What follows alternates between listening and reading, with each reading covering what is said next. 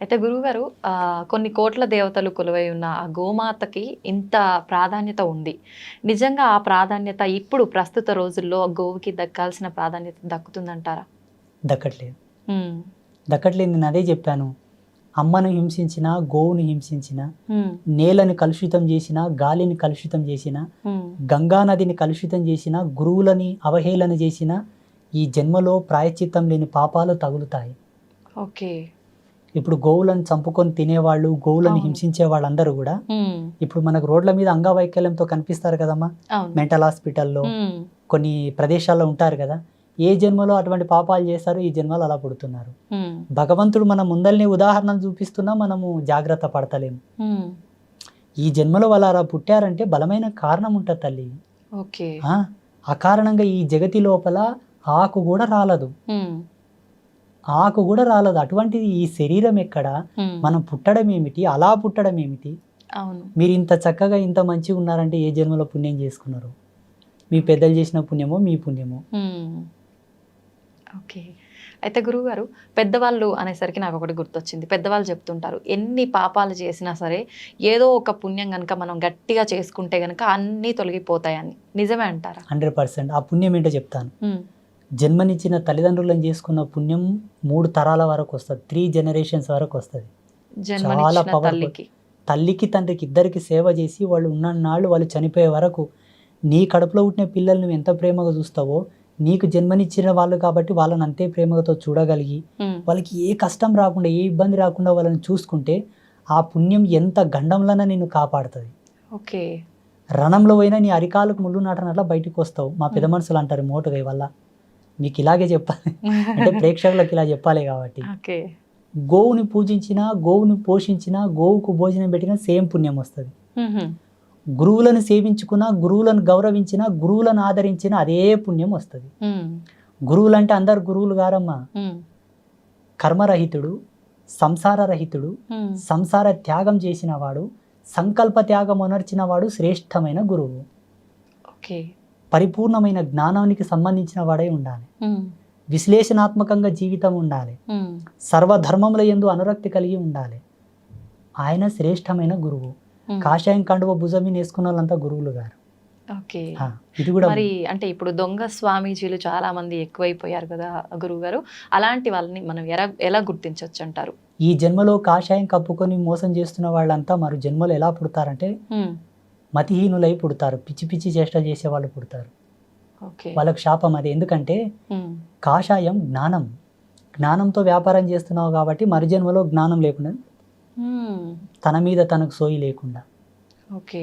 ఈ జన్మలో భగవంతుని కేంద్రకంగా, భగవంతుని ఒక వ్యాపార కేంద్రకంగా పెట్టుకొని దేవుని ముందల పెట్టి నువ్వు డబ్బులు సంపాదిస్తున్నావంటే హ్మ్. మరు జన్మలో తినడానికే తిండి లేనటువంటి దేహి అనాల్సిన జన్మలు పుట్టాల్సి వస్తుంది. ఓకే. భగవంతుడు వ్యాపారం కాదు తల్లి. హ్మ్. అసలు భగవంతుని మీద మనం అసలు భగవంతుని మీద వ్యాపారమే కరెక్ట్ కాదు. అది హ్మ్. శాస్త్ర సిద్ధాంతాలను అమ్ముకోకూడదు, పంచాంగాన్ని అమ్ముకోకూడదు, హ్మ్. మంత్రాలను అమ్ముకోకూడదు. ఇవన్నీ కూడా పరమ పవిత్రమైనటువంటి మంగళకారకములు ఇవన్నీ. హ్మ్. వీటి మీద వ్యాపారాలు ఏంటి చెప్పండి, నాకు అర్థం కాదు. అవును. వీటి మీద వ్యాపారం చేస్తే ఎన్ని జన్మలకైనా ఉసురు పోదు. హ్మ్. నీవు ఒక ముహూర్తం పెట్టించావు తల్లి, హ్మ్. ఆయన పరవశించి నీకేమైనా పెట్టిపోతే ఆయన ఇష్టం. అవును. డిమాండ్ చేయకూడదు. ఓకే. నువ్వు ఒక మంత్రం ఇచ్చావు, హ్మ్. ఆ మంత్రం కొన్నాళ్ళు ఆయన సాధన చేసిన తర్వాత మంచిగా అయ్యొచ్చిండు. హ్మ్. గురువుగారు మీరు ఇచ్చిన మంత్రం వల్ల నాకు మంచి జరిగింది, గురుదక్షిణగా మీకు ఏమన్నా ఇచ్చుకుంటానని ఆయన ఇస్తే హ్మ్. స్వీకరించు, తృప్తిపడు. ఓకే. డిమాండింగ్ వద్దు, ఆర్డర్ వద్దు. హ్మ్. ఈ మంత్రానికి ఇంత ఫీజు, నేను పంచాంగం ఇప్పాలే, తెరవాలే, ముయ్యాలంటే ఇంత ఫీజు ముందే పెట్టాలి, పెట్టాలి. ముందే అపాయింట్మెంట్ తీసుకోవాలి. హ్మ్. ఇవన్నీ ఏంటంటే వాళ్ళు కోరి కోరి పాపం చేసుకుంటున్నారు. ఓకే. ఇవి ఎక్కడ ధర్మంలో లేవు. హ్మ్. అప్పట్లో ద్రోణాచార్యులంతటి వారే కురు సామ్రాజ్యం దగ్గరికి వెళ్ళి దేహి అనాల్సి వచ్చింది. హ్మ్. ఆయనకు రాని విద్యలు లేవమ్మా. హ్మ్. ఆయనకు రాని విద్యలు లేవు, ఆయనకు తెలియని మర్మం లేదు. కానీ ఒక రాజ్య సంస్థానానికి వెళ్ళి నాకేమని ఇప్పించండి అయ్యా అని అడిగాడు. హ్మ్. చాలా మంది ఋషులు అడిగారు అట్లా. ఎందుకంటే వాళ్ళకి చిటికేస్తే లక్ష్మి రాలేటటువంటి శక్తి సంపన్నులు వాళ్ళు. హ్మ్. కానీ విద్యల చేత లక్ష్మిని అనుగ్రహింపమని కోరలే, ఓకే. మంత్రాలను వాడలే, విద్యను వాడలే, తపస్సును వాడలే. హ్మ్. యాచించుకొని బ్రతికారు తప్పిస్తే మంత్రతంత్రాలతో వాళ్ళు వృత్తి సాగించలేదు. హ్మ్. నేను దాన్ని బాగా నమ్ముతా. ఓకే. వేరే స్వామీజీలు, జ్యోతిషులు, సిద్ధాంతులు ఏంటో నాకు సంబంధం లేదు, కానీ నా కాషాయాన్ని, నా ధర్మాన్ని, నా మంత్రాన్ని నేను ఎప్పుడు డబ్బులకు వాడను. అంటే మీరు ఇప్పటి వరకు డబ్బు తీసుకొని చెప్పలేదా గురుగారు? అతోస్మి. నాకు ఆ మాట అంటేనే కంపరం వచ్చేస్తుంది. నేను పీఠంలో ఇట్లా కూర్చుంటానమ్మా, ఒక ఉండి పెడతారు పక్కల, ట్రస్ట్ వాళ్ళు, కమిటీ వాళ్ళు. వాళ్ళ ధర్మ సందేహాలు అడిగి ఏదో విభూతో, కుంకుమనో, తాయితో, అంతరమో ఏదో ఇస్తాను. వాళ్ళు ఏదో రూపాయన 2 రూపాయలు అందులో వేసిపోతారు. నేను ఈ యంత్రం ఇచ్చానుగా, ఇంత పెట్టాను నేను అడగను. మా పీఠంకి వచ్చి మీరు చెక్ చేసుకోవచ్చు కూడా. అక్కడ ఏమైనా డొనేషన్లు ఇచ్చినా, అన్నదానంకి ఇచ్చినా, అమ్మ పూజకి ఇచ్చినా కూడా ప్రతిదీ కూడా రాసుకుంటారు, ఖర్చు పెడతారు. మేమేం తీసుకోం. ఓకే. ఇప్పుడు నా సౌల్ పర్పస్ నాకు తెలుసు తల్లి. అవునవును. నా జన్మ నాకు తెలుసు. తెలిసి మళ్ళీ ఎందుకు నేను బురదలో పడాలి చెప్పండి? నిజమే గురువుగారు. దిస్ ఇస్ మై లాస్ట్ జన్మ. ఇది నా చిట్ట చివరి జన్మ. ఇక భూమి, ఆకాశం, మన్వంతరాలు, కొన్ని కోట్ల జన్మలైనా నేను రాను. జగన్మాతని చేరుకోవడం తథ్యం. ఎలా చెప్తున్నారు గురూజీ అని మీరు అనుకోవచ్చు. నేను 1.5 సంవత్సరంన్నర నా జన్మ మీదనే తపస్సు చేశాను. What is my Saul purpose? ఎక్కడి నుంచి వచ్చాను? ఎందుకు ఇక్కడ ఈ బిజవారం గ్రామంలో పుట్టాలి? ఈ తల్లిదండ్రులకి ఎందుకు పుట్టాలి? ఎందుకు నాకు ఈ ఆధ్యాత్మిక అన్వేషణ రావాలి? అమ్మవారిని పూజించాలి ఎందుకు అనాలబ్బా? శివుని పూజించవచ్చు కదా, విష్ణుమూర్తిని పూజించవచ్చు కదా, గణపతిని పూజించవచ్చు కదా. అమ్మ మీదనే ఎందుకు నా నాడి కొట్టుకుంటుందని కూడా రీసెర్చ్ చేశాను. ఏ వంకతో జగదంబ పాదాలు పట్టుకున్నా వాళ్ళకు జన్మ సార్థకమైనట్లే. అమ్మనే ఈ భవసాగరం నుండి మనల్ని తరింపజేయగలదు. ఇది సత్యం. అమ్మని పట్టుకున్నాను, ఈ జన్మకు ముక్తి వచ్చినట్లనే. ఇంకోటి ఏంటంటే భవబంధ విమోచనము అని మన ధర్మంలో చెప్పబడి ఉన్నది. భవ విమోచనం అంటే సమాజం నుంచి మనకు రిజర్వేషన్, అంటే ఈ సమాజం నుంచి విముక్తి. సమాజంలో కొన్ని 100 మంది మెచ్చగలిగే పని చేస్తే ఆయన విముక్తి పొందినట్లే. సమాజంలో 100 మందికి అన్నం పెడుతున్నావు తల్లి, 100 మందికి ఉపాధి ఇచ్చావు. ఒక 100 మంది నీ గురించి తాపత్రయపడుతున్నాడు, ఇతని చల్లగా ఉంటే మా కడుపులు చల్లగా ఉంటాయని తాపత్రయపడతారు చూసారా, వాళ్ళు ముక్తిని పొందినట్టు లెక్క. బంధ విమోచనం అనగానే ఏమిటంటే, ఇప్పుడు నాకు అక్క ఉంది, చెల్లెలు ఉంది, అన్న ఉన్నాడు, తమ్ముడు ఉన్నాడు, నాకు అన్ని బంధాలు ఉన్నాయి, ఇక నాకు వేరే జన్మ లేదు. ఇప్పుడు మీకు ఎంతమంది అక్క చెల్లెలు, అన్న తమ్ముళ్ళు? ఒక చెల్లె. అన్న లేరు. అన్న కొరకు మళ్ళీ పుడతావు. తమ్ముడు లేరు. తమ్ముడి కొరకు మళ్ళీ పుడతావు. అక్క లేరు. అక్క కొరకు మళ్ళీ పుడతావు. ఇంకా 3 జన్మలు ఉన్నాయి. ఈ జన్మ పరిపూర్ణం తల్లి నాదైతే. అంటే ఇప్పుడు చాలా మంది కూడా మీలాగా ఉండొచ్చు కదా స్వామీజీ అంటే, ఉండొచ్చు, కానీ సాధు జన్మ లోపల ఆయన మిగిలిపోతాడు, ఆధ్యాత్మికంగా మిగిలిపోతాడు. ఏ మనిషి కానీ ఆధ్యాత్మికంగా తరించిన నాడే జన్మరాహిత్యం అవుతుంది. ఇక్కడ సంసారంగా, ఇటు సామాజికంగా, ఇటు ఆధ్యాత్మికంగా ఐఎమ్ ఫుల్ఫిల్ ఫర్ క్వాలిఫైడ్. అంటే ఆధ్యాత్మిక పరంగా ఉన్నా, జన్మ పరంగా ఉన్నా, రిలేషన్ పరంగా గనక ఏదైనా లోపం ఉంటే మళ్ళీ జన్మెత్తు. భవబంధ విమోచనము ఇదే. బంధ విమోచనం అంటే ఇదే. అన్ని బంధముల చేత ఆయన పరిపూర్ణుడై ఉండాలి. అన్ని బంధాలను పిలిపించుకునే యోగ్యత ఉండాలి. మీరు ఇప్పుడు అక్క అని వేరే వాళ్ళని పిలవాలే గాని నీలో ఉన్న వాళ్ళని ఏమైనా పిలవలేకపోతున్నావు కదా. నేను అందరినీ పిలుస్తున్నాను. చాలా తక్కువ మంది ఉంటారు గురువుగారు. అట్లా ఉన్న కామన్ పీపుల్స్ ఉంటారు. అలా ఉన్నా కూడా తన జన్మను తాను తెలుసుకొని ఆధ్యాత్మికంలో అనురక్తి కలగాలి. అప్పుడు జన్మ పరిపూర్ణం అవుతుంది. గురుగారు, చాలా మంది పూనకాలు వస్తుంటాయి, అమ్మవారు వాళ్ళ పైకి వస్తుంది అని చెప్తుంటారు. అలా చెప్పే వాళ్ళలో ఎక్కువగా ఆడవారి శరీరం పైకి అమ్మవారు వస్తూ ఉంటారు. మరి మగవారి శరీరం పైకి ఎందుకు అమ్మవారు రారు? పూనకం అనే దానికి 3 నిర్వచనాలు ఉన్నాయి. ఒకటి, వాళ్ళు ఫీల్ అవుతారు దేవుణ్ణి. వీళ్ళు సెల్ఫ్గా ఫీల్ అవ్వడం వల్ల ఆ ఫీలింగ్స్ అనేది అబ్జర్వ్ చేసుకుంటుంది బాడీ. అబ్జర్వ్ చేసుకొని ఆ ఫీలింగ్స్ అనేది, ఆ వైబ్రేషన్స్ వాళ్ళ లోపల చొరబడి బాడీని ఆ విధంగా షేక్ చేయడము, అంటే ఊగడము, దుంకడము, కదలడం లాంటివి చేస్తుంటాం. That's one of the feeling of spirituality. అదొక ఆధ్యాత్మికమైన అనుభవం, ఒక ఫీలింగ్ అది. ఇది ఒక రకం. రెండవది, కొందరికి బై బర్త్ నుంచే కుండలి లోపల భగవత్ ప్రేరణ ఉంటుంది. బై బర్త్ నుంచి. అది ఉత్తర జన్మ లోపల ఆయన దైవ సంభూతుడై ఉండి ఆ జన్మలో అవశేషాలు తీరక చనిపోయి ఉంటే ఈ జన్మలో ఆ శేషం ప్రకారంగా ఆయనకు దేవుడు పూనవచ్చు. ఓకే. కొందరికి మధ్యలో ఆధ్యాత్మికమైనటువంటి దర్శనాలు కొన్ని జరిగి ఒక దేవతను చూసి లేదా ఎవరో గురువు శక్తిపాతం చేయడం వలన, గురువు యొక్క కృప తగలడం వలన, భగవత్ కృప ప్రసరించడం వలన ఏదో పుణ్యకార్యం చేయాలని కూడా కొందరు అలా మారిపోతారు. 3 రకాలు ఉంటాయి. ఇందులో భగవంతుడు ఆడవాళ్ళనే పూనుతాడు, మగవాళ్ళనే పూనుతాడనేం లేదు. ఓకే, భగవంతునికి లింగభేదం లేదు అసలు. ఏదో ఒక గొప్ప లోక కళ్యాణకారకమైన సందేశం ఇవ్వాలనుకుంటే భగవంతుడు అంతటి పుణ్య చరిత్రులైనటువంటి వాళ్ళ దేహమునందు ఆ ఫీలింగ్స్ ప్రవేశింపజేస్తాడు. ఓకే, ఆ ఎనర్జీస్ దింపుతాడు. వచ్చిన ఆ ఎనర్జీస్ చేత ఆయన పలుకుతాడు, ఫలానా రోజు ఇది జరగబోతుంది. 10 మందికి పనికొసేది, ఒకరి కోసం చెప్పరు. మళ్ళా ఒకరి కోసం దేవుడు ఎప్పుడు పలకడు. లోక కళ్యాణమే భగవంతుడు అంటేనే జీవో జీవశ్య జీవనం. లోక కళ్యాణ కారకమే దైవత్వం. ఓకే, మిగతంతా ఇదంతా సెల్ఫ్, వాళ్ళు ఇష్టపడి చెప్తారు తప్పిస్తే దేవుడు ఎప్పుడు అలా చెప్పించాడు. ఇలా చాలా ఉన్నాయమ్మా, మా జీవితంలో చాలా జరిగాయి.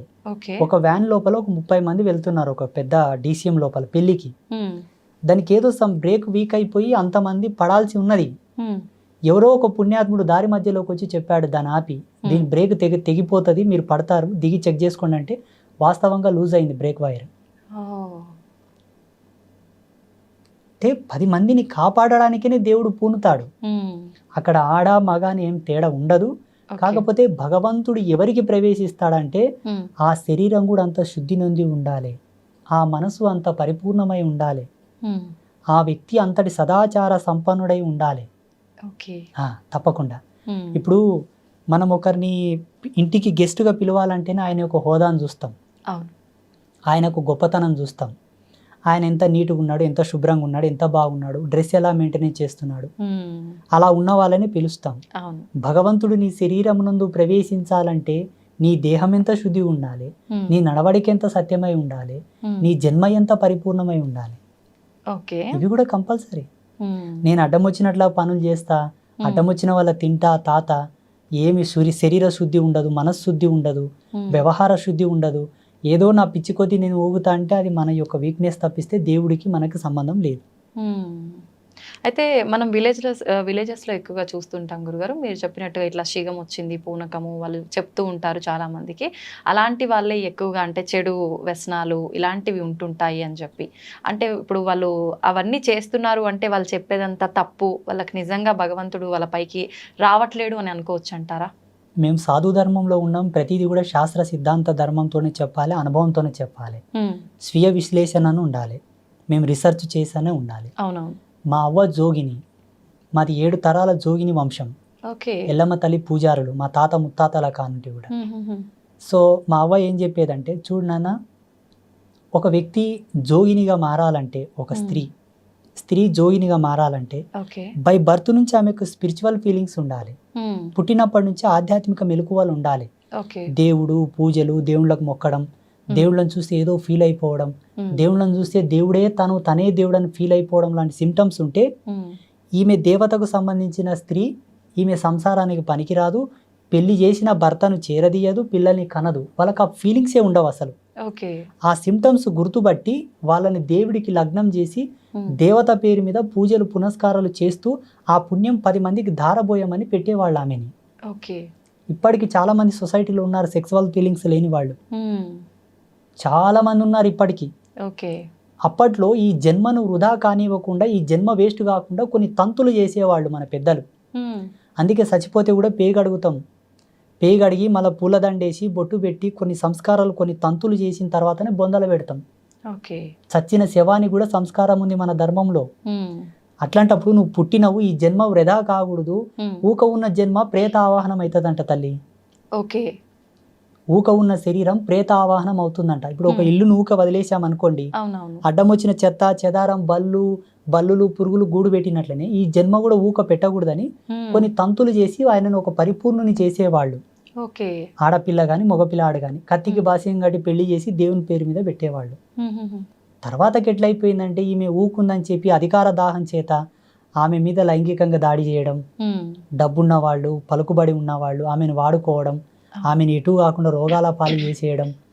అది చూసిన కొంతమంది సంఘ సంస్కర్తలు ఉద్యమాలు మొదలుపెట్టారు, జోగిని వ్యవస్థను రద్దు చేయాలా, ఈ దేవదాసి వ్యవస్థను తీసేయాలా, ఈ దేవుళ్ళ పేరు మీద పెట్టే వ్యవస్థను తీసివేయాలని చెప్పేసి. ఓకే. వీళ్ళు చేసింది సత్యమే, ఎందుకంటే ఆకృత్యాలు జరుగుతున్నాయి. అవును. కానీ జరిపే వాళ్ళని అరికట్టాలి కానీ ఆ వ్యక్తిని అరికట్టడం ధర్మం కాదు.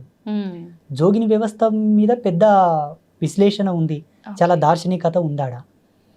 మా నాయనమ్మ ఏం చెప్పేదంటే, కంచం పొత్తు మంచం పొత్తు లేని వాళ్ళేరా భగవంతుని పొందుటకు అర్హులనేవా అనేది మా నాయనమ్మ.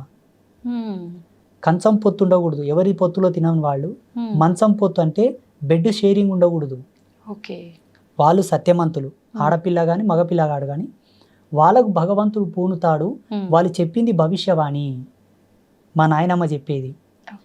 భగవంతుడు పూనిన తర్వాత వాళ్ళ శరీరం చాలా తేలిక అవుతుందంట. సిమ్టమ్స్ చెప్పేది మళ్ళా. ఒక తక్కెట్లో కూర్చోబెట్టి ఇంకో తక్కెట్లో 5 మల్లెపూలు వేస్తే సమానం అయ్యేవాళ్ళట. సత్యంగా భగవంతుడు వస్తే శరీరం అలాగే అవుతుంది. 5 మల్లెపూలంత బరువు అవుతుంది. ఆ 5 మల్లెపూలని పచ్చి కుండ మీద పెట్టి నిలబెట్టినా కూడా కుండ పగలదు. ఆ మల్లెపూలను తీసి కుండ మీద వేస్తే కుండ పగలదు. ఈ వ్యక్తి కూడా ఒంటికాల మీద ఆ పచ్చి కుండ మీద నిలబడాలి, ఎవరు సపోర్ట్ లేకుండా, ఎవరు తగలకుండా. ఒంటికాల మీద కుండ మీద నిలబడి సిగ మూగితే అది భవిష్యవాణి. ఇప్పుడు దేవుడు తన లోపల ఉంటేనే కదమ్మా సత్యం ఉంటుంది, సత్యం ఉంటేనే కదా కుండ పగలదు. ఇవల్ల సిమ్టమ్స్ చెప్పేది మా నాయనమ్మ. నేను అప్పుడు అనుకునేవాడిని, ఈ కాలంలో ఎవరున్నారు ఇంత సత్యంగా? ఒకవేళ సిగం వచ్చిన వాళ్ళని తక్కెట్లో కూర్చోబెట్టి మల్లెపూలు వేసిన సమాంతరం అవుతారా? కారు. అలా సిగం వచ్చిన వాళ్ళను ఒంటి కాలు మీద పచ్చి కుండ మీద నిలబెడితే కూడా కుండ ఉంటుందా? పగిలిపోతుంది. ఇలా వెతుక్కుంటూ పోతే సమాజంలో చాలా మంది వెళ్తారు తల్లి. ఇప్పుడు ఇట్లా సిగమూగే వాళ్ళంతా సత్యమంతులు కారా స్వామీజీ అంటే మనం అనలేము. వాళ్ళ వ్యక్తిగతమైన ఫీలింగ్స్ అయి ఉండొచ్చు, భగవంతుడి యందు వాళ్ళు రమించి అలా ఊగవచ్చు. అది వాళ్ళ యొక్క ధర్మం, వాళ్ళ యొక్క విధి విధానాలు అవి. ఇప్పుడు ధర్మం ఏంటి స్వామి అని మీరు అడిగారు కాబట్టి ఈ సిమ్టమ్స్ ఉండాలమ్మా, అది సత్యం. గురుగారు, ఒక యోగిగా మీ జన్మకి సార్థకత లక్ష్యం ఏంటి గురుగారు? నేను ఆజన్మాంత బ్రహ్మచారిగా ఆత్మజ్ఞానం జ్ఞానయోగంలో ఉండే ఒక ఆత్మ సన్యాసిగా. మాది దండ సన్యాసం కాదు. మీరు జేర్ స్వామి దగ్గరికి వెళ్ళారన్నారు కదా. అవును గురుగారు. వారి దండ సన్యాసం, అది బహిర్ముఖ సన్యాసం అంటారు దాన్ని. ఆత్మ సన్యాసం అంటే దండ నిర్లిప్తం చేసుకోవాలి, ఆత్మయందు సన్యాసించాలి. అంతర్ముఖ సన్యాసం ఆత్మ సన్యాసం, మాది అంతర్ముఖ సన్యాసం అన్నమాట. నా సన్యాస సంకల్పం ఏమిటి అంటే, సత్య సనాతన ధర్మంలో ఉండే ప్రతి ఆచారము విజ్ఞాన దృక్పథమే, అజ్ఞానం కాదు, మూఢనమ్మకం కాదు. ఇది సమాజంలో నిరూపించాలని ఒక లక్ష్యం నాకుంది. రెండవది, ప్రపంచానికి సనాతన ధర్మం జగద్గురు అని నిరూపించాలి. మూడవది, అమ్మవారు నన్ను ఇలా స్థాపించు నాయనా అని ఒక దర్శనం ఇచ్చినట్లు ఒక గుడి కట్టమని దర్శనం ఇచ్చింది నాకు. ప్రపంచంలో ఆ గుడి ఇప్పటి వరకు రాలేదు. మానవునికి విజ్ఞానం వికసితమై మనిషి పరిజ్ఞానం వైపు నడకలేడుతూ ఇప్పటి వరకు కూడా అటువంటి ఆలయ రూపకల్పన జరగలేదు. అదొక ఆలయ నిర్మాణం చేయాలనే సంకల్పం ఉన్నది. ధర్మస్థాపన చేయాలి, సత్య విశ్లేషణ చంద్రికతో కూడుకున్న ధర్మస్థాపన, సోకాళ్ళు ధర్మస్థాపన కాదు. నేను నేర్చుకున్న ధర్మం ఏంటంటే అమ్మా, శాస్త్రం అనగా స్త్రీ అనగా ఒక్కటే. స్త్రీని అగౌరవపరచడం, స్త్రీని అవహేళన చేయడం ఎంతో శాస్త్ర అవహేళన అంతే. దీనికి ప్రాయశ్చిత్తం లేదు, దానికి ప్రాయశ్చిత్తం లేదు. ఎన్ని గంగల్లో మునిగినా, ఎన్ని పుణ్యకార్యములు చేసినా ఆ పాపం పోదు, అనుభవించి తీరాల్సిందే. ఇప్పుడు చేస్తున్న వాళ్ళందరూ శాస్త్ర దూషణనే. ఎందుకంటే శాస్త్రం అడ్డం పెట్టి మానవులకు కోరికలు రేపుతారు. ఇది చేయండి మీకు ఈ కష్టం నెరవేరుతుంది. దీనికి దానికి సింకే ఉండదు తల్లి. ఆయన పూజ చేస్తాడు, శ్రీకాళహస్తి పోయి చేస్తాడు, వస్తాడు, కొన్నాళ్ళు వేచి ఉంటాడు, ఏమయ్య స్వామి కాలేదంటాడు. ఇప్పుడు ఈ మధ్యలో వీడియోలో కొన్ని మా పిల్లలు తీసుకొచ్చి చూపిస్తుంటారు, స్వామీజీ అని ఇంత మెరికల్ చేశాడు, ఇది సాధ్యమా అంటారు. మరి నువ్వు స్వామీజీవి కదా ఎందుకు చేయమంటారు నాతోనికి వచ్చి మా పిల్లలు. కొన్ని జిమ్మికులు మ్యాజిక్లు చేస్తుంటారు, వీడియోస్ వస్తుంటాయి కొన్ని, కొంతమంది పాస్టర్లు, కొంతమంది. నేనేమంటానంటే, వాస్తవంగా ఆధ్యాత్మికతకు అంత పవర్ ఉంటే, వీళ్ళలో అంత హీలింగ్ పవర్ ఉండి, అంత చైతన్య శక్తి ఉంటే ఎర్రగడ్డ మెంటల్ హాస్పిటల్కి వెళ్ళి వాళ్ళని బాగా చేయమని చెప్పు. నేను వాళ్ళ కాళ్ళు మొక్కి కాలు కడిగి నెత్తిమీన పోసుకుంటా. ఈ సన్యాసం విడిచి ప్యాంటైంగ్ వేసుకొని తిరుగుతా. క్యాన్సర్ హాస్పిటల్కి వెళ్ళి వాళ్ళ హీలింగ్ పవర్ చేత వాళ్ళని బాగా చేయమని. స్వామీజీలు, పాస్టర్లు, ఇమాంలు any kind of spiritual person, um, ఎవరైనా సరే, ఓకే. దైవం వేరు, దారదత్తం వేరు, సిద్ధాంతం వేరు, ఉమ్, జీవన విధానం వేరు. మనిషి తనను తాను తెలుసుకొని బ్రతకాలి. తనకు తానే రాజు, ఉమ్, తనకు తానే ధర్మం తల్లి, ఎవరిని ఎవరు ఉద్ధరించరు. ఉత్తకథ. ఉమ్, ఓకే. వేమన యోగి ఏం చెప్తాడు తన పద్యంలో అంటే, తనకు తానే రాజు, తనకు తానే దేవుడు జీవుడు రెండు. ఉమ్, మీరు తింటేనే ఆకలి ఎలా తీరుతుంది తల్లి? ఏదో తృప్తి పడగలను, ఆ అంతే. అమ్మయ్య ఈమె తిన్నది సంతోషం అనగలను, అవును, కానీ ఆకలి అవుతుంది అవును, కదా. అవును గురుగారు. భగవంతుడిని నమ్మడం ఒక విశ్వాసం, ఒక పవర్. ఉమ్, 83 లక్షల జీవరాశులు ఏవియు దేవిని కొలవవు తల్లి, మనం కొలుస్తాం. ఉమ్, అదొక గర్వకారణం. నిజం. మళ్ళీ దాంట్లో ఎంతో సైన్స్ ఉందమ్మా. ఉమ్, హిందూయిజంలో చాలా ఎక్స్ట్రాడినరీ సైన్స్ ఉంది, ఓకే. అద్భుతమైన విశ్లేషణ. ఉమ్, ఒక దీపం పెట్టడము, ధూపం వేయడము, నైవేద్యం పెట్టడము, ఉమ్, అభిషేకాలలో, అబ్బా చాలా అద్భుతం. దీన్ని తీసుకొచ్చి మన సంసారం మీద పులిమి ఉమ్, ఎటూ తేలుకోలేపకల పంచాంగం వేస్ట్ అంటారు, జ్యోతిష్యం వేస్ట్ అంటారు, పూజలు వేస్ట్ అంటారు. అవును. నాకెంత బాధ అవుతుందో ఉమ్, చాలా. ఈరోజు ఈ బాటిల్లో నేను నీళ్లు చూశాను, ఉమ్, ఇక్కడ ఉన్నాయి. మీరు వచ్చి నీళ్లు లేవంటే నేను నమ్మాలా? నేను చూశాను దాంట్లో నీళ్లు చూశారు. ఉన్నాయి, ఉమ్, కొన్ని తాగాను, కొన్ని పెట్టాను. పెట్టారు. అవును, లేవు గురూజీ అని మీరు వాదాంతం చేస్తే నేను ఎలా నమ్మాలి చెప్పండి? అవును. అలాగే సనాతన ధర్మం యొక్క మూలాలు, దీని యొక్క అవశేషాలు చాలా గొప్పవి. ఉమ్, తుచ్చ సుఖంలోకి వాడి దీని మీద వాల్యూ లేకుండా చేయొద్దు అన్నదే నా ఆవేదన. ఓకే. అది నిరూపించాలే, ఉమ్, ప్రతి ఒక్కరికి తెలియపరచాలన్నదే నా తాపత్రయం, నా లక్ష్యం. ఓకే. అందుకే ఈ మధ్యలో వీడియోల్లో నేను చాలామందికి నచ్చుతుండలేను. స్వామీజీలకే, ఉమ్, మీలాంటి వాళ్ళు కాదు పాపం. ఓకే. అంటే మంచి చెప్పే వాళ్ళకి ఇప్పుడు మంచి చెప్పే వాళ్ళంటే చెడు ఉద్దేశంగా ఉన్న వాళ్ళకి నేను ఖచ్చితంగా వేణుస్వామి నచ్చదు. మీద ఒక వీడియో చేశాను తల్లి. ఓకే. వేణుస్వామి మీద, ఆ, ఆ. ఆయన ఫేమస్ ఆస్ట్రాలజర్. అవునవును గురుగారు. నాకు ఆయన పాలేడు కాదు, ఇంటోడు కాదు, అన్నదమ్ముడు కాదు తల్లి పాపం. వాళ్ళు బ్రాహ్మిన్స్, మేము వేరు. అవునవును, స్వామీజీనే మేము వేరు. మా ఇల్లు వేరు, వాళ్ళ ఇల్లు వేరు, వాళ్ళ ఊరు వేరు, మా ఊరు వేరు. అవును. ఎవరో మీ అంచుడు భక్తుడు వచ్చి, ఏమయ్యా నువ్వు జీవహింస చేయొద్దు అంటావు, ఉమ్, అమ్మవారికి మాంసం పెట్టొద్దు అంటావు, మద్యం పెట్టొద్దు అంటావు. ఈయన బ్రాహ్మిన్, ఒక జ్యోతిష్యుడు, ఆడ లిక్కర్ పెట్టిండు, మాంసం మందు పెట్టిండు, అమ్మవారి పెట్టిండు, ముందలని చూపించిండు. అవునవును. నా మనసు తరుక్కుపోయింది. ఉమ్, వెంటనే దాని మీద ఒక వీడియో చేశాను. ఓకే. ఒక 5-6 మంది నాకు ఫోన్లు చేసి వార్నింగ్ ఇచ్చారు. ఉమ్, నిన్ను ఎవరు చెప్పమన్నాడయ్యా, ఆ, మేము ఇట్లనే చేస్తాం, మాకు ఇట్లే తెలుసు, ఉమ్, నువ్వెవడో చెప్పని కానీ ఉమ్, ఏమైనా చేసుకోకపోండి, నేను చెప్పింది సత్యం, ఉమ్, నాకు తెలిసింది సత్యం అని నేను చెప్పాను. అలా ఉన్నారు సమాజంలో. అవును. పోనీ ఈ స్వామీజీ చెప్పింది వాస్తవమే కదా, ఉమ్, మార్చుకుందాము అన్న జ్ఞానం లేదు వాళ్ళతో, మళ్ళీ ఉల్టద్దా అని. అంతే. ఇటువంటి వాళ్ళని సమాజంలో తెలియపరచాలి, ఇటువంటి వాళ్ళ గురించి చెప్పాలన్నదే నా లక్ష్యం. మార్పు ఎంత పెద్ద వస్తుందంట. పీఠాధిపతి అయినా, ఉమ్, ఎంత పెద్ద సన్యాసి అయినా, ఉమ్, ఎంత పెద్ద స్వామీజీ అయినా, ఎవరైనా ఉమ్, వాళ్ళు తప్పు చేస్తున్నారంటే చెప్తాం, అది నా ధర్మం. ఉమ్, చూడమ్మా, సన్యాసి అనేవాడికి 2 ప్రధాన నియమాలు ఉంటాయి. మరణానికి భయపడకూడదు, ఉమ్, మరణానికి భయపడకూడదు, ఓకే.